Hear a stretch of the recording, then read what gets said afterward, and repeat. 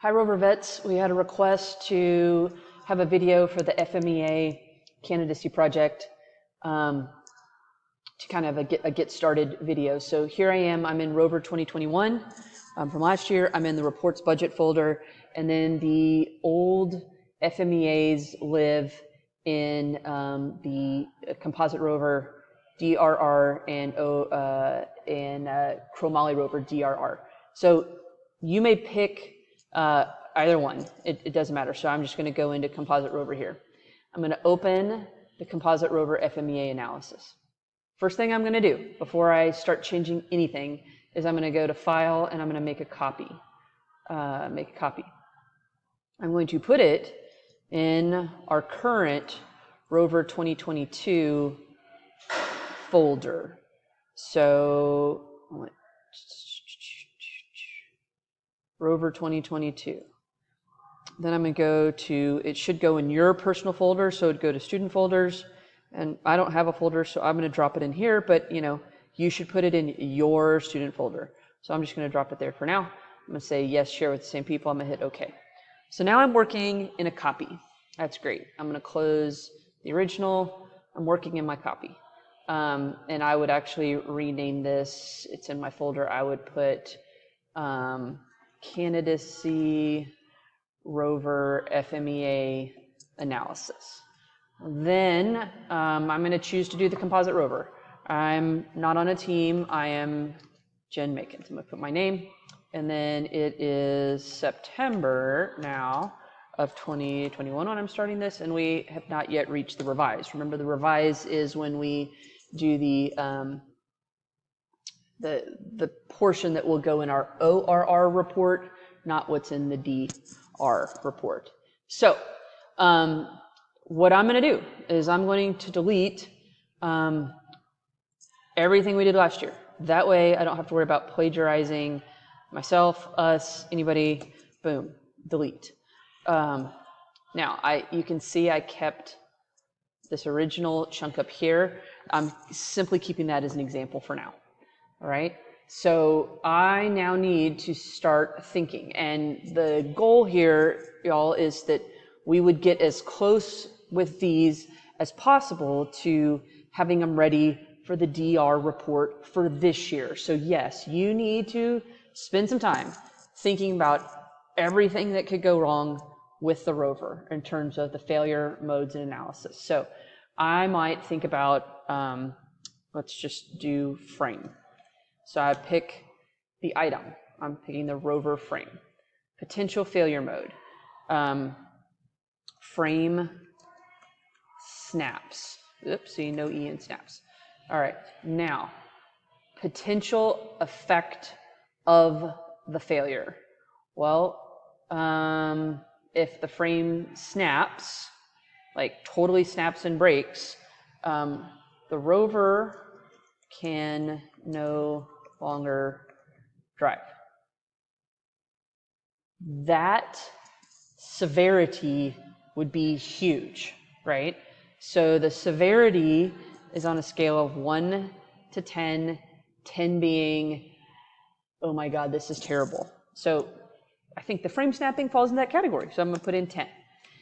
What are the potential causes of the frame snapping? I would say,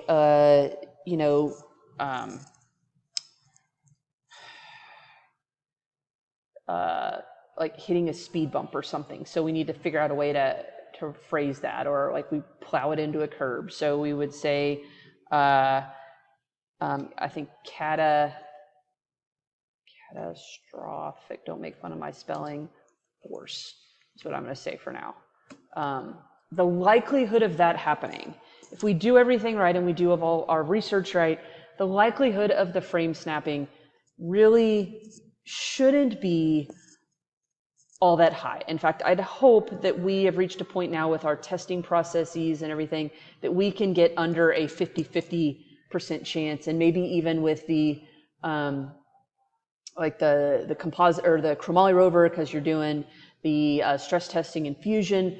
I'm hoping we're going to get down to say somewhere of a percent occurrence, a percent likelihood of our frame snapping here, especially due to catastrophic force like plowing into a curb, which we should be able to control, is got to be, in my mind, down around like a 1 or a 2. It's not very likely, if from a catastrophic force standpoint, plowing into a curb, that it's going to happen.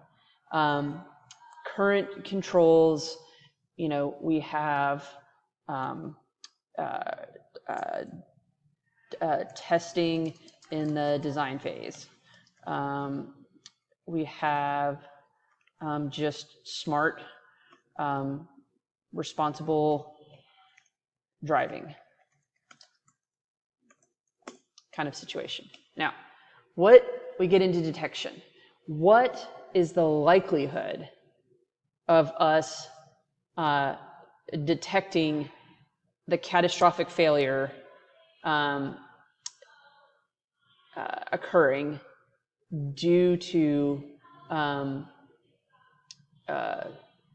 like from a responsible driving standpoint? How often, how much can we like detect that this failure could occur? And I'm thinking if we're doing responsible driving, we should be able to detect it every time. And if we're doing it so I would think if we're responsible driving, we're gonna the likelihood of us detecting that is high. So it shouldn't happen. And then and maybe even the likelihood of it occurring due to catastrophic force is I don't know. Well, maybe not with the design phase, but if we're doing responsible driving, that's got to be like the likelihood of that occurring has got to be about 0. Okay, so the likelihood of catastrophic force, maybe we're just driving it and we hit the boulder obstacle, and if we've done everything with our design phase and everything, maybe that's a little our ability to detect that is a little lower, because we've done everything we can, but we just never know. It's like with the leaf springs the other day. So maybe our ability to detect it is a little lower. So okay, so now we have got these numbers plugged in. Now let's check our formulas from last year. Yeah, that's what I thought. These were all multiplication. So you multiply across to get your RPN, and the RPN is gosh, I forget what that stands for. We'll look that up. But it's basically, we want these numbers, these RPNs, to be as low as possible. And the higher RPNs we have are the ones we definitely need to go in here and get some action mitigation come up with to further reduce the occurrence that this could happen. So basically now I write my formula and get it to populate here. I'm going to do a different video on how to do formulas. It'll be a shorter video, so look for that there. Now we need to kind of think about our what kind of mitigation. Well, actually, we're just going to stop today with the RPN. So for this activity, you're going to stop at the RPN. So all you got to do is calculate these, and we'll go from there. But then we would be thinking about how might what actions can we take to improve these RPN scores. So anyway, we'll pick that up later on. Right now, I need you to just work through the RPN. Thanks a bunch, y'all. Let us know if you have questions.